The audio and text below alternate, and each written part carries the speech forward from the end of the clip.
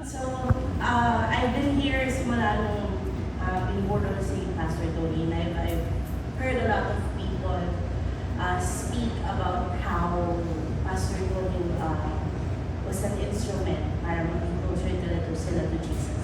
And he did the same for me, and I want to share that. Unfortunately, hindi ata tayo pwede dito hanggang next year. So, I'll just give you a glimpse of how he helped me grow closer to Jesus. Mommy, huwag ka tumingin sa akin, iiyak ako eh. My mom's staring at me. So, I don't know if alam ng lahat. I'm sure most of you don't know. I'm also a recovering addict. Mali ata ako ng day na nag-share, dapat ata yesterday with the Penwell boys. Unfortunately, pang lalaki lang ang Penwell. So, a lot of people think that the first time I spoke to Pastor Tony was in FDR. This is not true. I was in the height of my addiction. Lowest moment of my life, I contemplated, parang feeling ko, the only way for me to stop my addiction was to die. So I was contemplating suicide already. And I googled a lot of rehab facilities. And Penwell, yung name ng Penwell, it popped up. I spoke to someone there. I remember my mom gave me a book, it said Heart Detox. And I remember Pastor Tony because I wrote his name down, that I spoke to a guy named Tony. And he said, unfortunately, we do not accept women in Penwell, but sister, just hang in there. Jesus loves you. You know, speaking to me words of encouragement, and hindi nga niya alam kung kilala ko si Jesus, but still, he tried to share the gospel to me through the phone. Anyway, na-rehab din naman ako to another place, but a few months after getting out of rehab, lo and behold, in-invite ako ng cousin ko that came from Penwell to join him sa FDR. And there I met Pastor Tony. And I met a guy na I felt really ashamed kasi of what I did with my life. And then seeing how Jesus transformed his life, and seeing how he accepted the challenge na to follow Jesus and to just, sabi ko, paano may maniniwala sa akin when I share the gospel eh? They know me. Alam nila yung ginawa ko eh. Why would they believe me? Pero pinakita ni Pastor Tony na, hey, minsan kung saan ka pa nadapa, doon ka gagamitin. And I see that a lot ngayong itong past few days na a lot of people are sharing na yung sa addiction nila, yung sa Pastor Tony. And I think more than that, siguro kasi for me, a definition of a father, naiyak ako nakikita ko si Chuck. A definition of a father is someone that will lead you closer to Christ. And that was Pastor Tony to me. He was like a father. Marami siyang words of wisdom, like, pag may pinagdadaanan ka, daanan mo. Ang mahalaga, importante. Marami pa siyang iba na pagka nadapa ka, huwag kang magulong-gulong. Once I even asked him, Pastor, how can I quit smoking? He said, pray, kasi scotch tape mo yung dalili mo. Parang hindi ka makapag-use. He was a kalog pastor, but he was very serious when it comes to sharing the word of God. Ayun, until the end na nasa hospital siya, the last time I saw him, he was in pain. Still, he was preaching. He said, I may not understand kung bakit daw ganun kasakit, but I remember his words, hindi ko matatawaran ang pagmamahal sa akin ni Jesus. So alam ko kung ano na pinagdadaanan ko, mahal ako ng Diyos. That's what he said. So I whispered to his ear na sabi ko, Pastor, sa heaven na lang tayo magkakaalaman kung gaano ka-importante, tsaka kung gaano ka-tama. So I guess now, he knows. And I praise God na binigay niya family ko and myself, yung time na makasama namin si Pastor. Kasi it was just really there, not just for me, for my mom, even for my pamangkin, my apo. Yes, I have an apo. So now that he's gone, but his legacy is here in my heart, will always be here in my heart. And ika nga, pass the baton. So I guess I'm next to share. Parang yun parang I should share. Kasi hindi ko pagbatukan niya ako eh. You know the gospel, what are you doing? You have to share it. So, yun ang ano ko sa kanya. I'll see him in heaven, I'll miss him forever, and I love you, my extended family. Thank you po. The Bishop Life, Mas Bettina. I stand here today with a heart full of both gratitude and sorrow as I remember my brother. He was first my spiritual leader and a mentor when my wife and I were transferred to Mabuhay Diglu in 2010. Over time, as we grew in our Diglu, he became not just a mentor, but also my friend, then my brother, and co-worker in ministry. Palagi kaming nagtatawagan ng brother, or as Pastor Tony would say, brother! Isang simpleng salita pero punong-puno ng kahulugan, punong-puno ng lalim para sa akin. As friends, ako yung SpongeBob niya, or gandahin natin, sponge friend. Hinga niya ng saloobin, but most of the time, ako din, ganun din sa kanya. Ganun din ako, sponge, ano ko din siya, friend.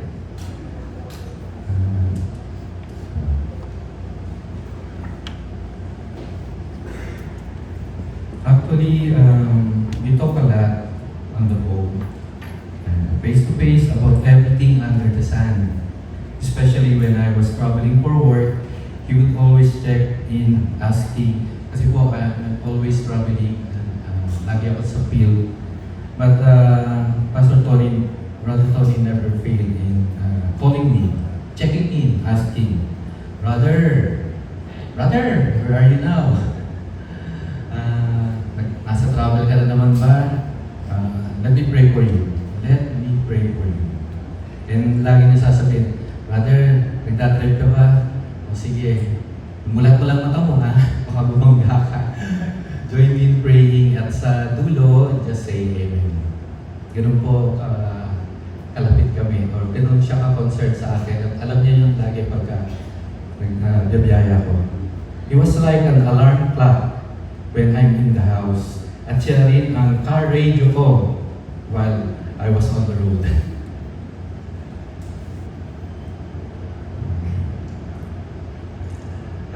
May sasabihin siya or iko-consult sa akin and I will just listen. And that's this space God created for us as friends. He would do the talking and I would do just the listening part. In that dynamic, we both grew. Siya yung sasalita, ako yung nakikinig. He has a gift in talking and my gift was listening. With that, I had the privilege. It's a very special privilege yung nangyari sa akin na yun, that I had the privilege of hearing his heart. What you saw on the outside wasn't always what was going on inside. Natutunan ko po yung kay Pastor Tony. He was a loving, caring, and kind man. Always wanting to serve God's people. Over time, we both learned from each other. We became partners in ministry, especially when God opened doors at CCF Katipunan. Initially, we were just a part of a D group, but as God expanded the Katipunan ministry, our friendship deepened. As we worked together, I realized how much of His heart went into everything He did. Sabi ko, ibang klase itong brother ko nito, ibang klaseng mama.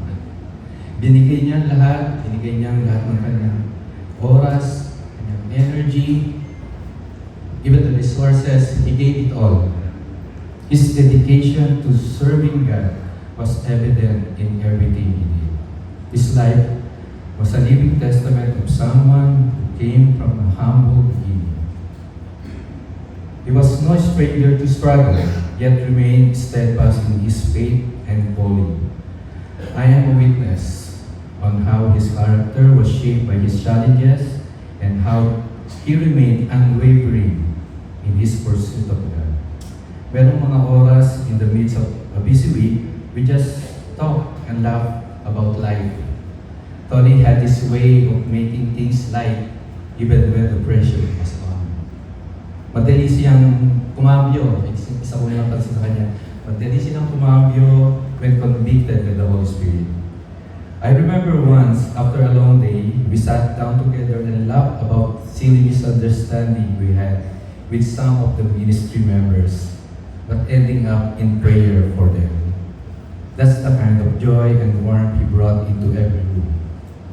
As a pastor, Brother Tony exemplified Christ's love in everything he did.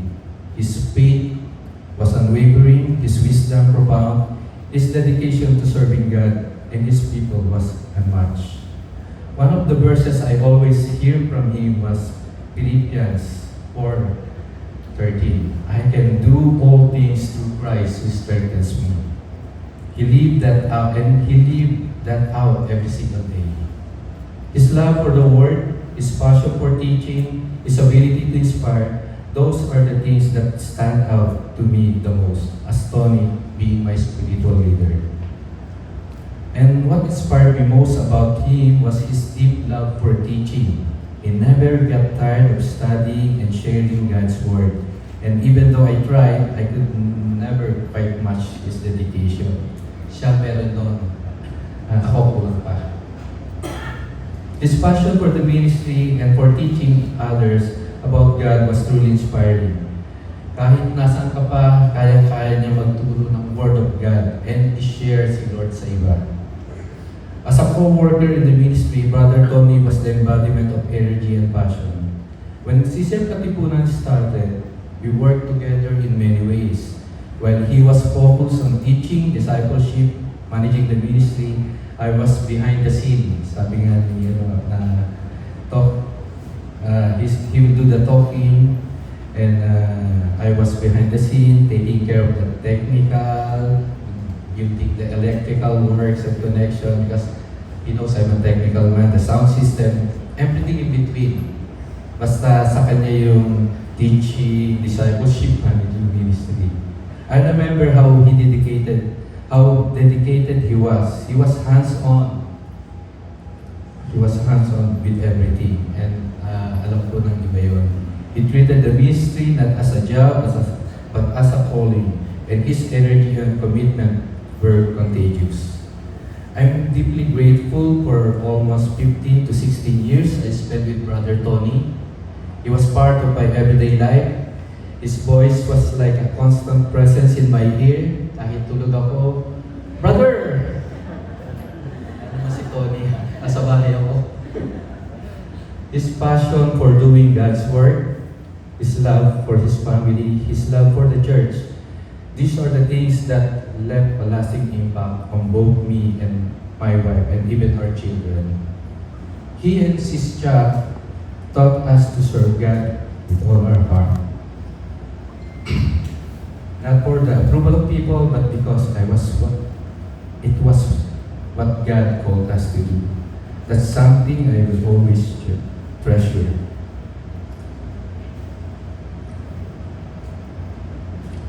What I miss most about him is his unwavering faith and his contagious joy.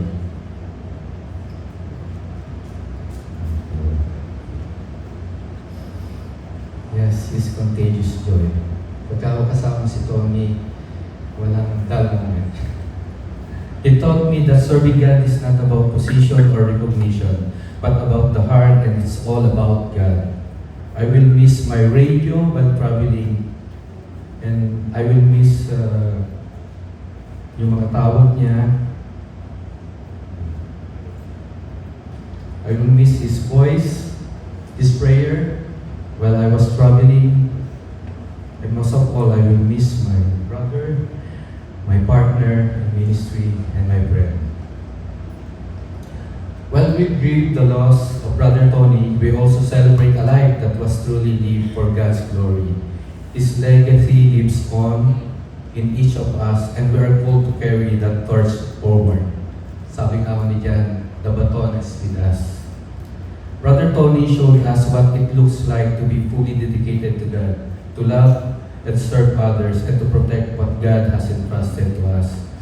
I know that one day we will meet again in the presence of the Lord, and until then, His legacy will continue to inspire me and inspire us all.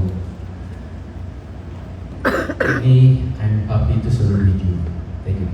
Saka age, hindi lang. Almost, hindi naman all. Good evening again, I'm Alan.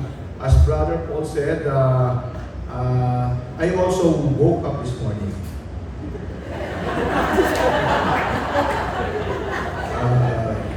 To be here and to share my life experience of Brother Tony. Tony and Jack. They guided us in our spiritual family marriage life. It all started 22 years ago. I think that was sometime 2003. I was still in my not so dark life. But my wife was already attending CCF Mabuhay with Angel, and the group leader was Tony and Sister Jack. So this guy, Pastor Tony, sa labas na kasi ako I wait for my wife to finish the Bible study. So sa labas na ako. So hindi ko alam, they were already praying for me na eventually mag-attend. So sometimes after their Bible study, they will be having a fellowship. Ilalabas na kalbo na parang siga, parang hindi mo mapagkakatiwalaan. So you've been doing that every time. I think that was on every Friday. Gagawin dito ko niya na magsishare sa akin. So, yeah, okay. So I think it took him 5 months and that. And then, pero yung, I was, eventually, I went inside the house to listen for the message na pinag-usapan nilang Bible study. And then, I saw his wife, Jack. Wow, ang ganda nito. Paano niya nagawa itong, paano niya naging asawa ko? So he must be telling the truth. So praise God, hallelujah! So I started attending yung Bible study. Then I learned about yung, because sometimes when you read the Bible, especially sa Old Testament, ang hirap naman ma-interpret yung mga numbers, etc. So I usually ask Tony, brother, ano bang ibig sabihin ng ganito, etc. So he will explain it patiently, tapos clear na maiintindihan mo yung kanya sinasabi. Ginagawa din niya yan pag nag-speak siya sa CCF mag-worship. Kasi it really comes from his heart when he explained it. Plus, na-experience niya yung sinasabi niya as yung kanyang showbiz days. Kaya yung showmanship niya maganda when he explain yung mga verses, yung lesson, magaling eh. Nami-miss ko nga yan eh. So, we started yung Bible reading. Pero, galit ako sa kanya. Ganito ko ito, Tony, sa Chuck. Hiwalay na nga kami ng asawa ko eh. Pinagbati niya kami. And we will be celebrating our 36th year this coming May. Imagine ka?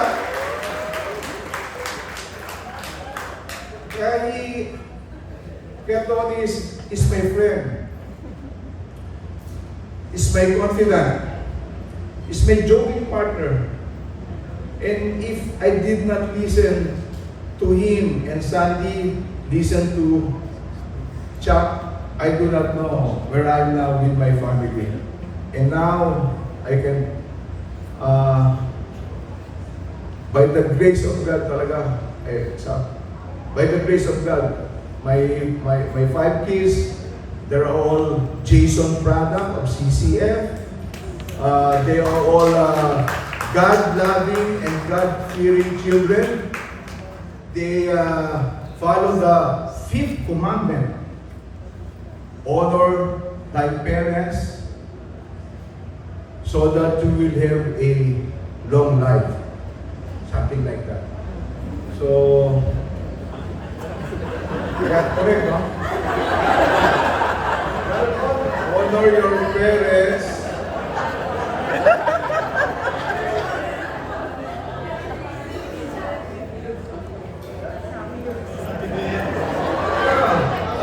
Honor your parents, and that is the I'm very Pastor Peter always said that is the only commandment with a promise.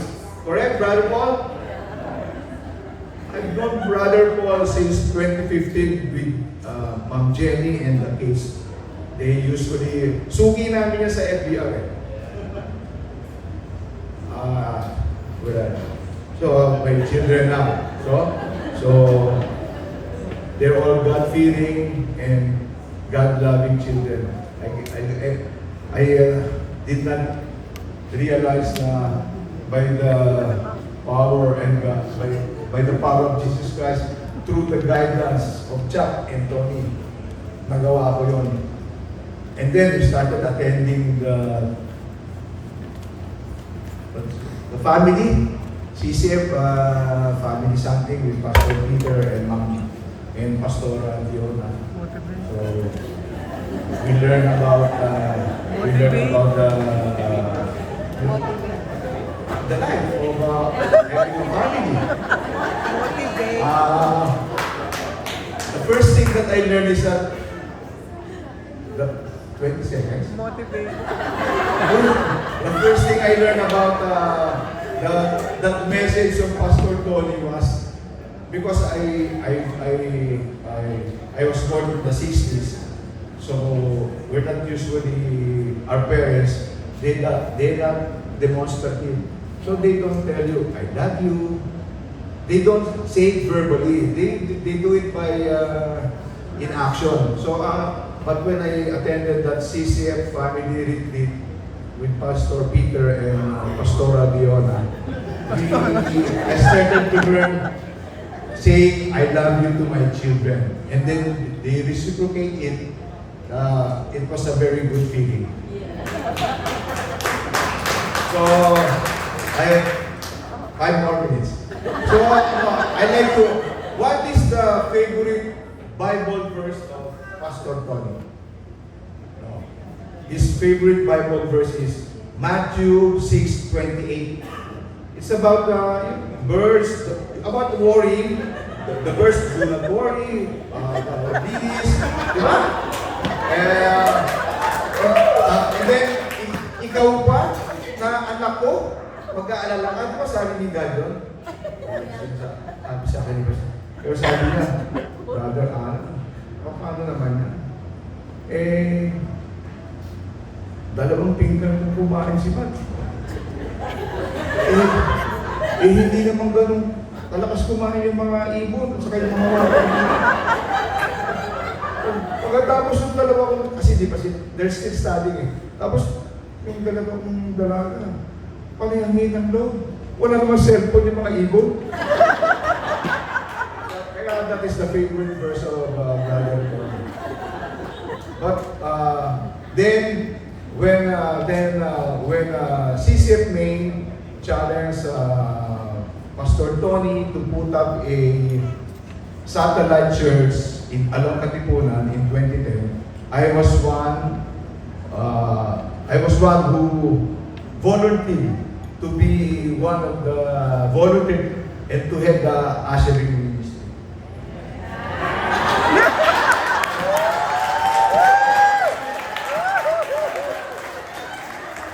So,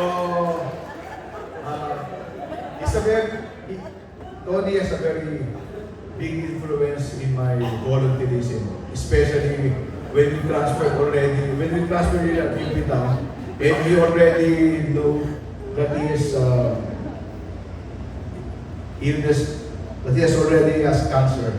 And then one time, outside the hallway, I think it was Pastor Peter who's having the service. Imagine, lumabas kami ni Tony. It's Pastor Peter lang, labas muna tayo. So lumabas kami sa hallway, tapos, di ba tinitingnan niya yung mga taong naglalakad, nagmamall, sa shopping sa UP Town. Ako, sorry ko, brother, bakit? Brad, wala ka ba dyan kakilala? Sabi ko, saan? Wala eh. Dito sa loob ng church, marami tayo kaibigan yan. Hindi, wag yan. Sabi ko, bakit? Wala ka ba dyan kakilala na pwede ko bang ilipat yung cancer sa kanya? Sinabi talaga nito niya. Kaya sabi ko, Brad, wala eh. Pero meron akong kakilala, baka gusto mo, ibasa natin. Okay lang. So, but seriously, I already missed Tony. Ang laki ng influence sa akin. Sometimes nga, tinatamad ako mag-volunteer sa totoo lang. Kasi 10 years na ako nagbo-volunteer. Minsan ako lang mag-isa. Buti na lang. Pero,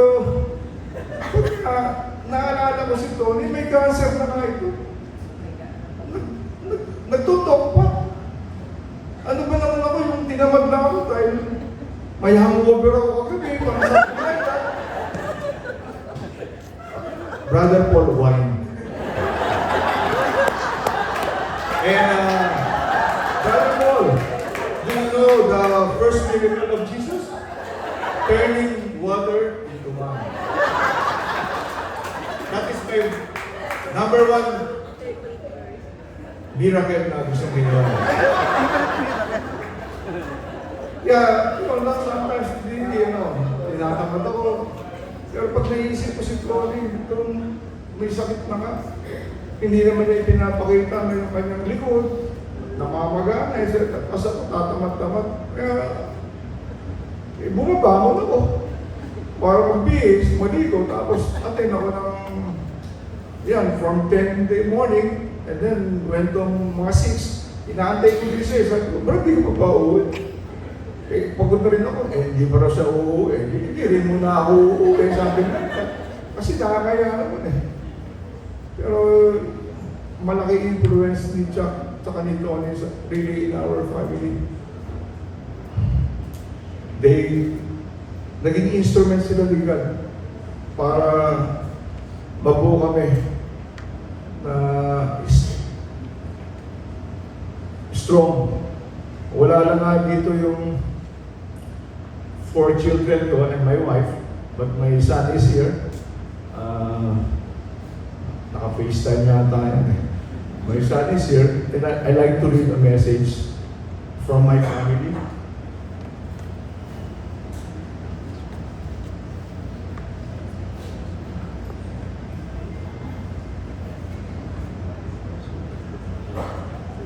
Brother Tony, as we reflect on the past 22 years, I'm overwhelmed with gratitude and tears of joy. Being part of Mabuhay Group under you and Chuck's leadership was a divine blessing that transformed our life and family. Your mentorship and Chuck's guidance helped me reunite and build a stronger relationship I always felt safe sharing my heart with you both. Never judged, but uplifted. You're an exceptional teacher who makes the Bible come alive. A compassionate pastor, a true friend. Your legacy will continue to inspire me and our 5 children, a testament to your enduring impact. Our loss is heaven's gain. I love you, Tony. Chuck, thank you. Blessed, encouraged, and really comforted by your presence here, sharing your stories and memories with Papa. Yeah. So, I'm Andy. Hello. So, mga hindi wala pa alam. I'm Tony's second daughter. So, I just want to share a few things. Some of my favorite memories and some of things I love about my dad. So, while I was thinking of what to say tonight, I thought of 3 things I want to share about my dad. Okay, so first is that he always encouraged me and my siblings to put God first in everything. He would always remind me to prioritize spending time with the Lord early in the morning. The first thing that I should think about and do is pray and put Him first sa araw ko. So, this morning, I was looking through my phone. I saw a voice note that I recorded last 2022 and 2023. It was one of the I recorded it during on our way to work. My dad loved to drive, so he would one of his love languages is driving people everywhere. So yung friends ko alam yan, friends nila alam yan, kung may susumabay, he'll gladly drive people home. So when I went back to office on site, he volunteered to drive me every morning despite the heavy traffic starting us up. So he would sit in traffic almost more than an hour and a half. And when I was listening to the voice note, he was talking about putting God first. We would always share conversations about Jesus on the way to work. And that was the voice note.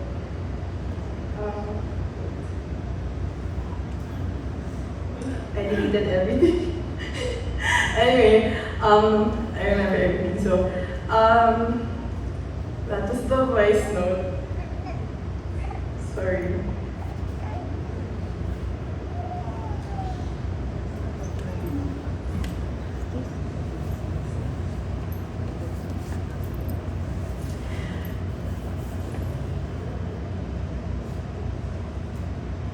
So it was always a great encouragement.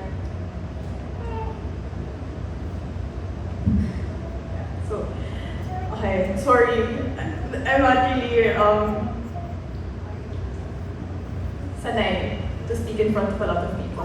Among my siblings, ako yung most introverted. So people don't even know Papa had a second daughter. Yesterday they were like, may isa pa pala. Akala ko si Patsy and si Matt lang.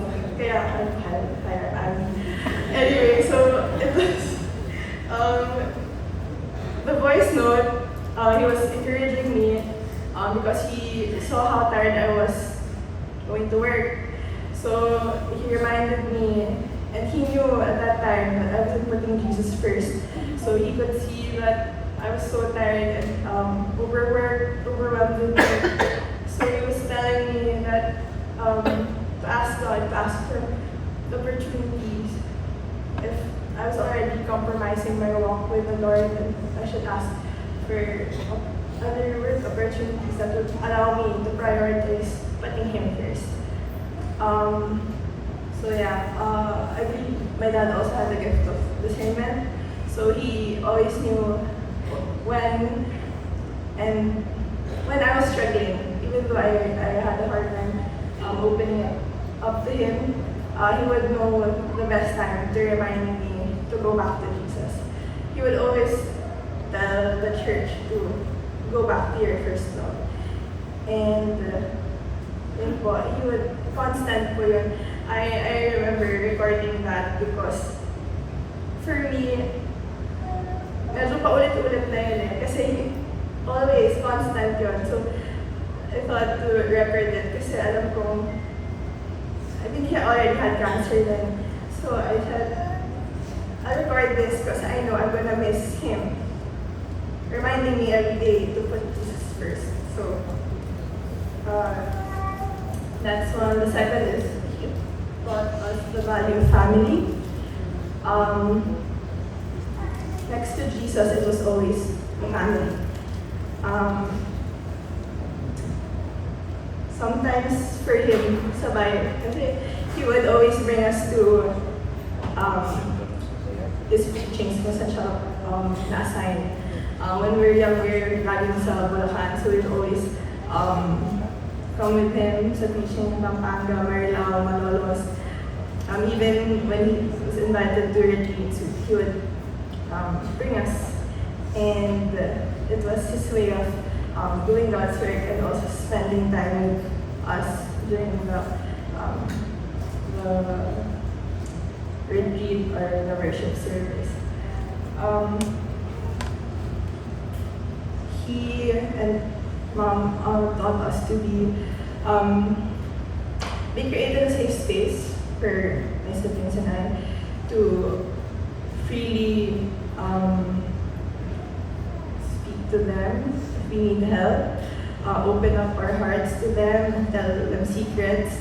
At a very early age, they assured us that kaming lima, we were all like instant best friends. So kahit anong mangyari, we've got each other's backs. And we can, like, no judgments, kahit anong ginawa mo, you're welcome here. So, I remember when kami ni ate, we started homeschool kasi early. So, when they decided to put us sa regular school, I remember them telling us na, kayo ni ate, kayo yung best friends. You'll meet a lot of other friends, but kayo yung laging best friends, so stick together. And then, I also remember growing up, he would just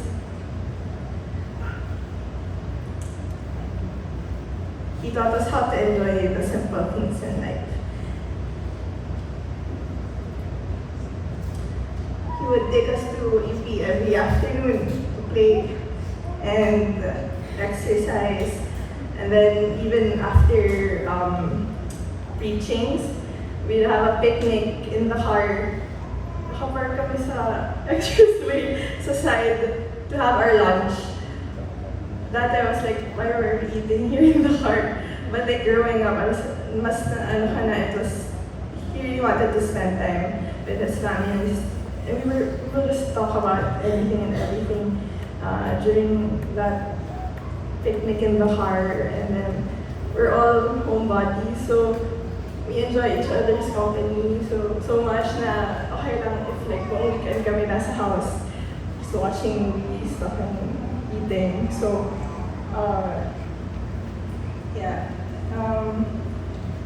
he also taught us to be practical in many ways.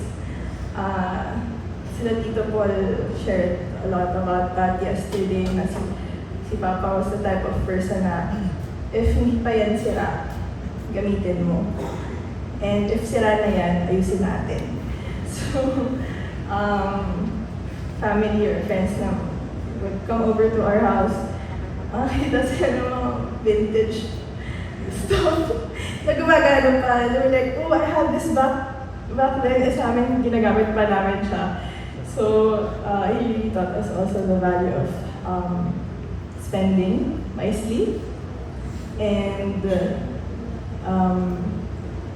yung stewardship when it comes to money, and that it's also the Lord, so you should spend it according to how He wants it to be used for His glory. So yeah, that's the second thing, and then the third is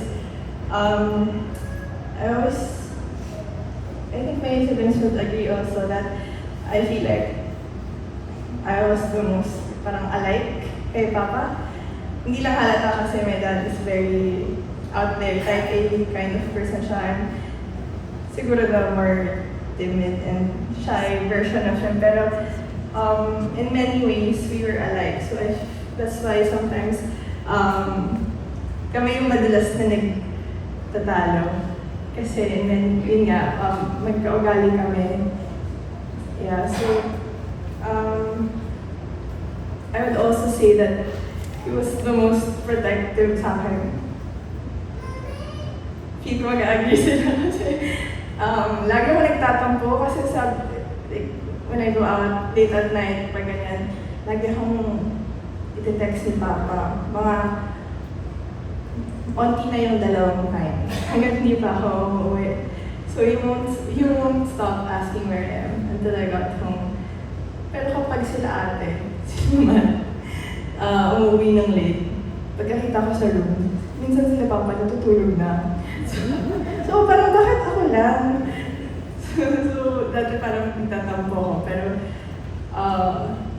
eventually when I got older, he also told me actually na he saw himself in me and my tendencies. So being the shy, introverted, timid person,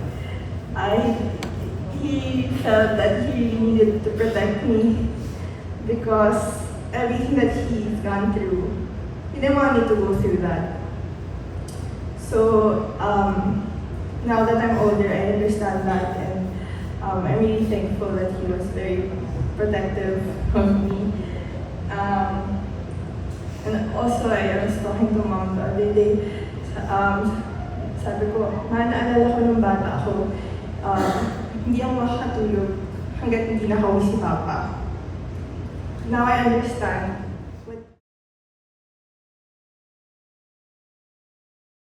New in the group. We came from CCF Eastwood, and then we transfer here for selfish reason kasi traffic. So lumipot kami sa mas malapit. We live in Old Balaca. So nung we personally met Pastor Tony nung nasa na sila sa sa sinihan, diba? So yun yung first service sa sinihan, and then wala pa sigurong 1 month or 2 months ay in-approach na kami na why don't you have the welcome committee. So sabi namin ni Loy, bakit kami? And then after that, in-approach si Loy, sabi niya, Loy, why don't you have the soft med? Sabi ni Loy, bakit ako? Senior na ako. Hindi pa siya techie. Di ba? And then, after a few months, in-approach ako ni Brother Tony for a COS. And then, the same question, bakit ako? Bakit kami?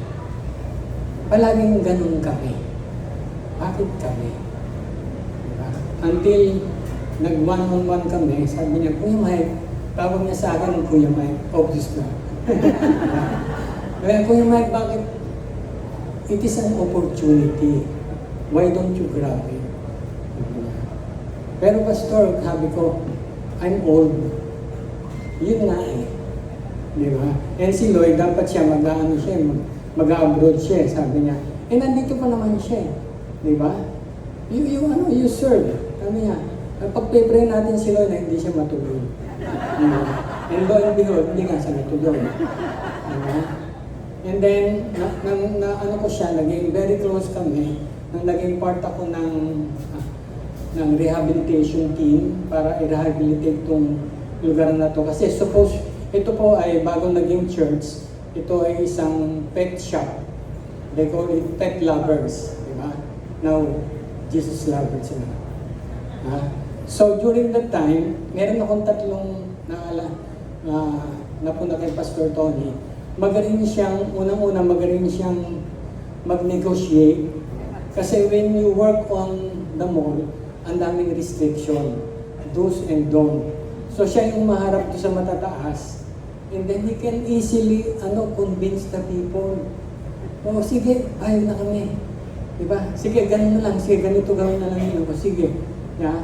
Ang galing niyang mag-convince kasi nasa marketing ata. Minsan siya, diba? So second is, napaka-light niyang trabaho.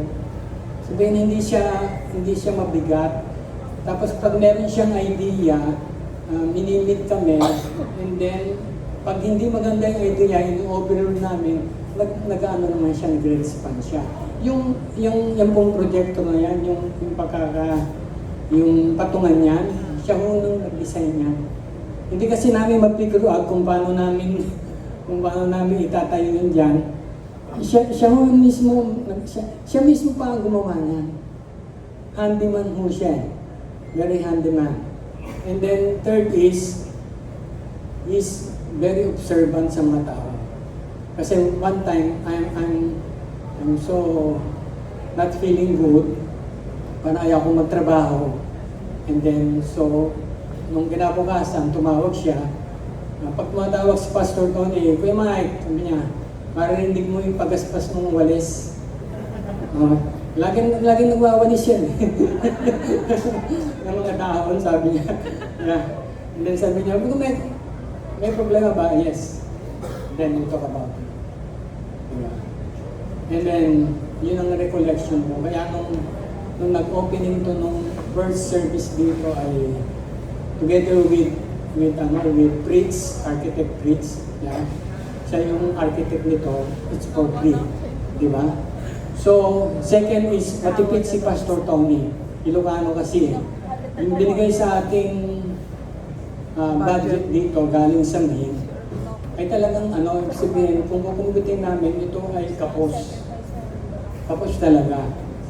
And then, lo and behold, because of Pastor Tony's hagil dito, ito na lang yung dating mga materials doon sa FDR, sige, yun na lang ang gamitin natin.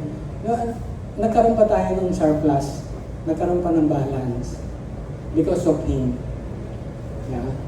So, we are very, very thankful ako sa kanya. And then, last na lang po, nung I was given a privilege nung siya ay nasa Quezon City na, at nasa on-bed na siya.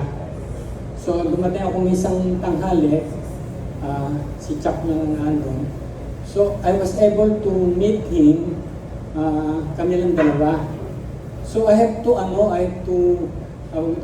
kailangan ilapit ko yung aking tenga kasi hindi na masyadong malakas yung kanyang pananalita. He is really in pain. And then sinabi niya sa akin, kapares kong nagsabi kanina, nag-sorry din siya. Yeah?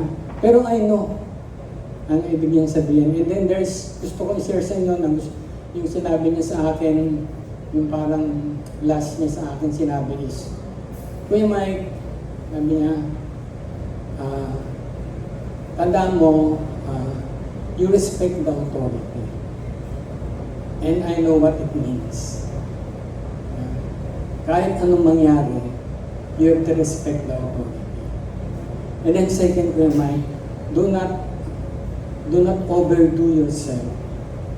If maraming mga ministry, unahin mo yung prayer. Kasi yung prayer na idea niya yun. Yeah.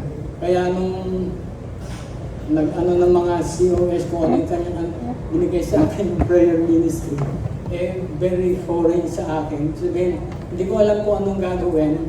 Hardly starting pa kami. Itong so I need some help. Diba? And then third is, very observant siya sa tao.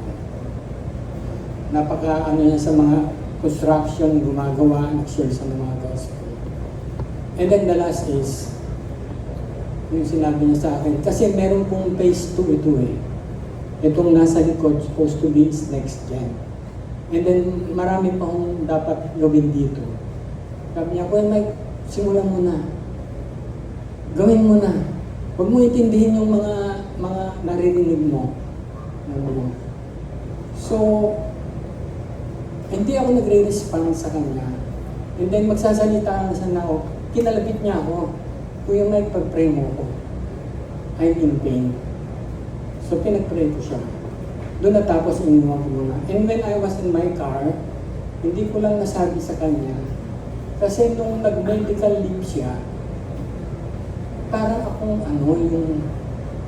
I was naging idle. Parang nawalan ako ng kasangga.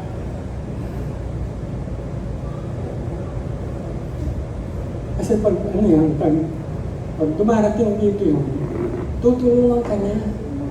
Di ba? Hindi siya yung nagmamando. Di ba? Hindi siya yung nagmamando, talagang hands-on siya rito. Lahat ng yan, siya yung may idea. Lahat ng first service, siya yung may idea. Second service, third service, nag-o-oppose kami sa third service. Subukan natin, Kuya Mike. Let's go, third service. Para mawawalang maging taon eh. Hindi. Let's try it. Diba? Now, pag ganun ang pasto mo, pag medyo nawala, but he is there. So, nawalan ako ng drive. Actually.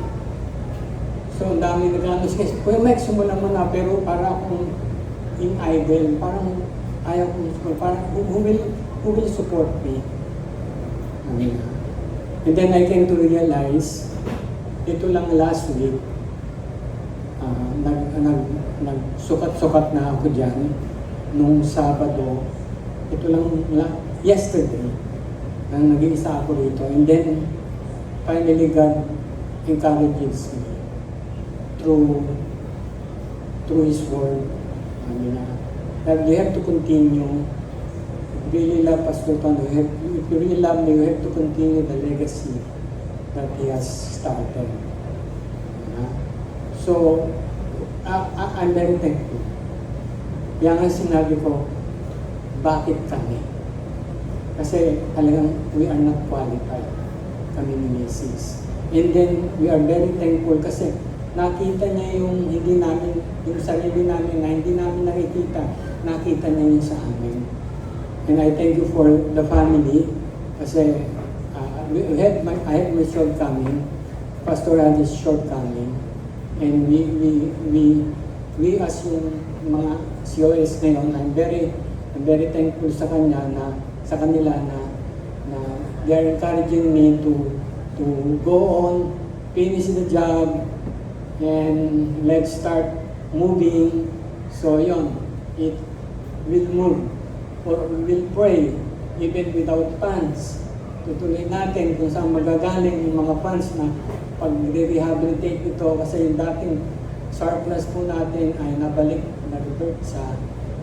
na-divert sa main. So we start from zero, and then from then on, we just start. Yung sabi Kuya Mike, just start.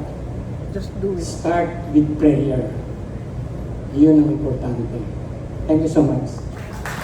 Nag-isip tayo as youth, parang siyempre nagbiro pa siya na, hindi ako part ng youth, pero hindi.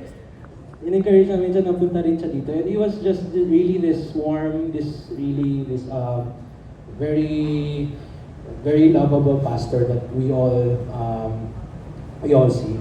And when the day when Pastor Tony died, I was in my condo. Kuya Pao sent me a message. I couldn't help but siyempre umiyak din ako kasi parang I've never seen a pastor who's very humble. Like may one time dun sa Christmas party yata dun, I think may nagawa siyang mali dun. I remember that one, but even despite of that one, with all the believers there, but I still saw yung humility ni Pastor Tony, that he still went the extra mile to actually apologize to all of us in the congregation. And parang Christmas party na nga lang yun eh. Pero I saw another side of Pastor Tony. Sabi ko, grabe, this is the pastor that I really look up to the most. And and it's just different now that Pastor Tony is not here. But syempre, talagang tumatak talaga sa akin yung mga memories niya. Memories namin lahat din sa Elevate. And one last thing actually, that something valuable that he taught me is actually nung umattend ako sa wake, sabi niya, sabi ng isang nag-share din doon na si Pastor Tony kasi palagi niyang sinasabi na makikialam ako sa buhay mo. Sabi ko parang he cared enough to actually reach out to the people that he was ministering to. And siguro one of the message of encouragement for the family that I like to give is in Romans chapter 8, verse 38 to 39. And I am convinced that nothing can ever separate us from God's love, neither death nor life, neither angels nor demons, neither our fears for today nor our worries about tomorrow, not even the powers of hell can ever separate us from God's love. No power in the sky above or earth below, indeed nothing in all creation will ever separate us from the love of God that is revealed in Christ Jesus our Lord. And in Elevate, I'd just like to thank the family. Pastor Tony has been really a big blessing to all of us. Sobrang sinabi na sa amin na he really gave a chance to the youth to strive wherever we are. He always supported us in our ministry kung saan man kami pupunta. Parang kahit na may event kami, sabi na, go lang. Basta ma-reach out mo yung youth. So, that was really one of the things that he imparted to all of us in the youth. And I think everyone here in the youth can also attest to that, na talagang malaki talaga yung impact na binigay niya sa amin. So, praise God and thank you talaga for Pastor Tony Simon for the family. Thank you. Sister Chuck nung way, talagang tinanong namin yun namin ni May, nag-pray kami. Sabi namin, anong uunahin natin? Yung birthday party nung anak ko or yung magsasalita ako sa wave? Pero from the very start, naka-ready na to Sister Chuck. Pero ang tanong ulit namin, kung si Pastor Tony ang tatanungin, anong sasagot niya? So alam namin unahin yung anak namin kasi yung kasama namin doon, mga hindi pa yung believer. Pag nalaman nilang inuna to, malamang baka sila mag-stumble. Pero kinakabahan ko sa Sister Chuck eh. Uumpisahan ko ulit sa something like that. Si Pastor Tony pag nag-preach yun, parating ano yung nakaraan. Sa something like that, naalala ko kay Brother Alan. Sinabi niya yun eh, nung siniran siya ni Pastor Tony na, ba't ako maniniwala dito? Parang mas loko-loko pa to sa akin. Pero nung lumabas si Sister Chuck, totoo nga. Kasi ang ganda nung napangasawa, naniniwala. Ngayon naman, sa something like that, i-correlate ko yun kay Pastor Tony and as me as a doctor. Ano si Pastor Tony kung ako yung doctor? Nakita ko si Pastor Tony na siya yung hahanap-hanapin ng pasyente. Karamihan, matatakot yung doctor kasi si Pastor Tony yung pasyente na alam niya kung ano yung sakit niya. Si Pastor Tony ang pasyente na pag kinausap ka pa lang niya, alam mo na alam niya yung sakit niya. So as a doctor, dalawang bagay lang. Either may intimidate ka or tatanggapin mo sa sarili mo na hindi ka perfectong doktor, may makukuha kang input dito sa pasyente, yun yung natutunan ko kay Pastor Tony. Marami ako natutunan, and sometimes gabi nagte-text siya sa akin. Almost every day magkausap kami noon. Nagte-text siya, Dok, ano tong ganito, ganyan? Papaturo ko sa asawa ko kasi di ako mahilig mag-research. I-research namin, tapos pag-aaralan namin. Para kinabukasan, pag kinausap ko si Pastor Tony, may something kami, may solution kami mapupuntahan sa pinag-usapan namin. So, ako as a doctor, sana yung mga pasyente ko na darating sa akin is katulad ni Pastor Tony, na hindi matatakot sabihin kung nagkamali ako, or hindi matatakot na sabihin kung ano yung sa tingin niya ang best para sa kanya. So, As patient, sobrang namimiss ko si Pastor Tony. Minsan, nagtatanong yung asawa ko sa akin. Before yung malapit ng mawala si Pastor Tony, sabi niya, ba't di kayo nag-uusap ni Pastor? Before niyan, inadmit ko si Pastor sa Novagen. Alam ko, napapunta na doon as a doctor. Pero hoping and praying na sana hindi pa. So parang sa akin, mahirap tanggapin. Minsan si Mrs. alam niya pag nasa hospital ako, parang nagmamadali akong umuwi. Namimiss ko na luto niya. Pero may time na nandun si Pastor Tony. Ayaw kong umalis. Ayaw kong umuwi. Sina Sister Chuck pa nagsabi, Dok, uwi ka na. Dok, uwi ka na.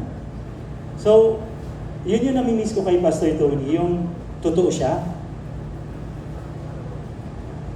Totoo siya as a spiritual leader, as a mentor, and totoo siyang kaibigan.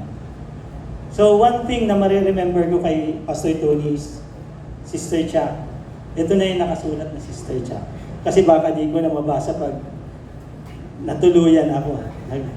So una, in one word, ano mariremember kay Pastor Tony? Isang word na si Sister Chuck. CHAC. Compassionate to the lost. Minsan naligaw ako. Kaya ako napunta po sa CCF dahil nung pumunta ako sa FBR, searching ako kasi para may kulang. Narinig ko yung Glorious Hope kaya pinuntahan ko. Nag-approach ako dun sa Glorious Hope and sabi sa akin, napaka-approachable yung mga team. In-encourage ako, ganyan. Pero at the end, ang sabi nila sa akin, balik ka next session, next Glorious Hope. So, ano yan, after 6 months? Tapos sabi ko, okay po, dahan-dahan ako naglabas. Pagdating ko dun sa may yellow cup, may tumatawag sa akin. Si Pastor Tony, pinapabalik niya ako, tapos tinatanong niya ako kung bakit ako pumunta sa FBR. Yun, sabi ko, Pastor, hindi ko alam palang Pastor. Tapos kinakausap niya ako, ang ginawa niya, hinahayaan niya lang ako magsalita. Noong nagsalita ako noon, ang ginawa niya, pinapasok niya ako dun sa Glorious Hope. Sabi ko, okay lang po, Pastor, kasi alam ko hindi ko naman makukumpleto na kasi late na nga ako. Pero hindi ako after sa certificate, after ako na mabago ang sarili ko. Kung hindi ako tinawag ni Pastor, tuloy-tuloy ako naliligaw. Kaya nilagay ko dito, Pastor Tony always invest whatever is necessary to heal the hurts of others. So Pastor Tony is always willing to listen. Hindi lang para makinig siya, kundi parati siyang mayroon lasting solution sa problema sa mga problema natin, sa mga problema ng mga pinapadala sa kanya. So C, compassionate to the lost. Ano yung H sa Chuck? Pastor Tony is so humble. Minsan, alam ni Sister Chuck, alam ng mga COS, tawag siya sa akin. Parati siyang tumatawag. And minsan, tatawag siya kahit gabi. Dok, sorry Tama yun, napaka-apologetic ni Pastor Tony. Ang hilig niyang, basta naramdaman niyang pwede siyang makasakit, magsasorry yun. And di ko makalimutan, may conference. Ang topic ay ang message at the end. 3 word. Humility, humility, humility. Yun yung entire message ng conference. And in example yun ni Pastor Tony, kitang-kita ko. Kasi before kami pumunta ng conference, kausap ko na siya. May nagbe-burden sa heart niya. May nagbe-burden sa heart niya. And sinabi niya sa akin. Pero nakita ko, bagabag siya, ikot siya ng ikot. Pero alam ko, kaya siya umiikot. Kasi naghahanap siya na makakasama niya, na magbi-bridge and mag-uusap sila dun sa kung may nasaktan siya or may nakasakit sa kanya, gusto niya to have peace. Gusto niya lang talaga mapag-ayos. Gusto niya humingi ng tawad, mag-sorry, and malaman nung tao yung situation. Pero ayaw niyang lumapit na mag-isa. Kasi alam niyo naman si Pastor Tony, di ba? Gusto niya may kasama siyang accountable sa kanya na nasa higher position. So, napaka-humble ni Pastor Tony. And dahil sa pagiging humble niya, nilagay ko dito, Pastor Tony is honorable. Bakit? Because it is a joy to honor someone who is not always glamoury for the spotlight, but instead, share the credit with others. Ganon si Pastor Tony. Ako nga, kahit wala na ako nagawa, may i-assign yan sa akin. Kahit di ko yung gawin, alam kong gagawin niya. Pero at the end, kahit ginawa ni Pastor Tony, hindi niya sasabihin na siyang gumawa. Lahat. Kaya as a servant, as a mentor ni Pastor Tony, lalo ako nai-encourage na mag-serve. So yun, napaka-humble. Next, Pastor Tony is available 24/7. Kaya nung may kailangan si Pastor Tony as bilang doktor ako, di ako nagdadalawang isip na maging 24/7 available ako sa kanya. Kasi ganun ko naramdaman yung pagmamahal niya sa akin, hindi lang sa akin, pati sa pamilya ko. Pag may kailangan si May, dyan si Sister Cha, nandyan yung mga anak niya, parang sabi ko nga, ngayon ang pagkakataon na magpasalamat ako sa inyo. And siguro habang buhay, si Matt, panganay niya na akong kapatid eh. Yan, mga kapatid mo yun. Si Sister Chuck, may apo na. So yun. Ang nakita ko lang, si Pastor Tony always find a way to help others. Parati siya naghahanap ng way para matulungan yung iba. And willing talaga siyang makinig. Tapos willing siyang ma-help kung sino yung nangangailangan. So Pastor Tony is always available. And last, Pastor Tony is contented. Pastor Tony is contented and Christ-centered. So, Pastor Tony always remind me that true happiness does not depend on material conditions. Sabi niya sa akin, parati kang magpasalamat kung ano yung nasa iyo. Huwag kang mag-complain. I-value mo yung ibang tao.